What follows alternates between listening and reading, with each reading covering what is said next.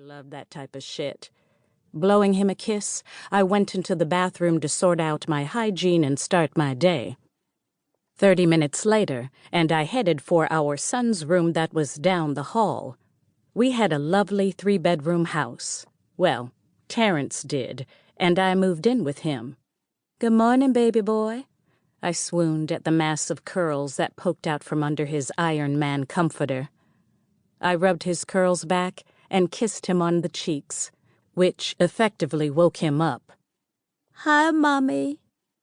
I smiled while looking down at my son, who was a perfect mix of me and Terrence.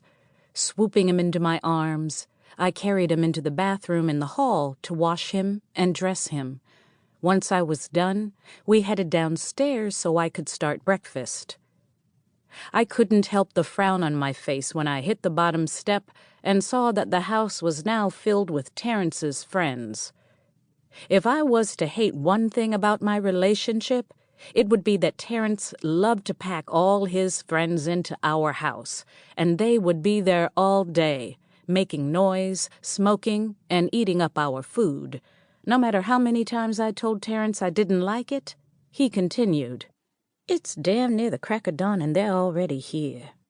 My thoughts made me roll my eyes and huff under my breath. Not wanting TJ to be around his father's foul-mouthed friends, who could give one fuck that a child was in the house with all the cussing they did, I took him into the kitchen with me. I put him in his high chair with a banana and quickly whipped up some pancakes, sausage links, beans, and eggs for breakfast. After putting a little plate in front of TJ, I made another plate for Terrence and brought it into the living room where he was. I refused to feed his friends. They were all lounging around, smoking with drinks in their hands, as they spoke about all types of shit. But as soon as I walked into the room, it all went quiet. Terrence looked up at me and smiled.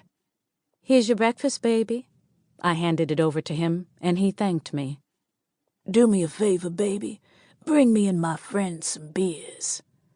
The last thing I wanted to do was get anything for his low-life friends. None that had a decent job. But we'd just had a good night and morning having the best sex, and I didn't want to spoil that by getting into anything with him over his precious boys. So, with a stiff smile, I headed to the kitchen to get the beers.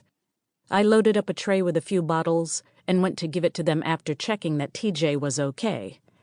Again, the room fell silent when I walked in, and it was like all eyes were on me as I put the tray down on the coffee table. I looked up to see that Terrence and his friend, Clay, were looking right at me. Clay leaned over and whispered something in Terrence's ear while Terrence sat there, looking at me. I don't know why, but that made me feel uneasy for some reason, because I just knew they were talking about me. Terrence didn't take his eyes off me the whole time Clay spoke in his ear, and then he simply nodded once Clay finished. "Baby, let me talk to you for a minute." Terrence finally spoke and stood up to his feet. Everyone kept eyes on me as Terrence took my hand and led me back upstairs to our bedroom. He silently took a seat on our bed and then patted a space next to him, inaudibly telling me to come and take a seat beside him, and I did. Terrence then reached over and took my hand into his. "Baby, you know I love you, right?" I frowned at his question and slowly nodded. "And you know that I would give you anything in this world." This time, he kissed the back of my hand. Yes? Was he breaking up with me?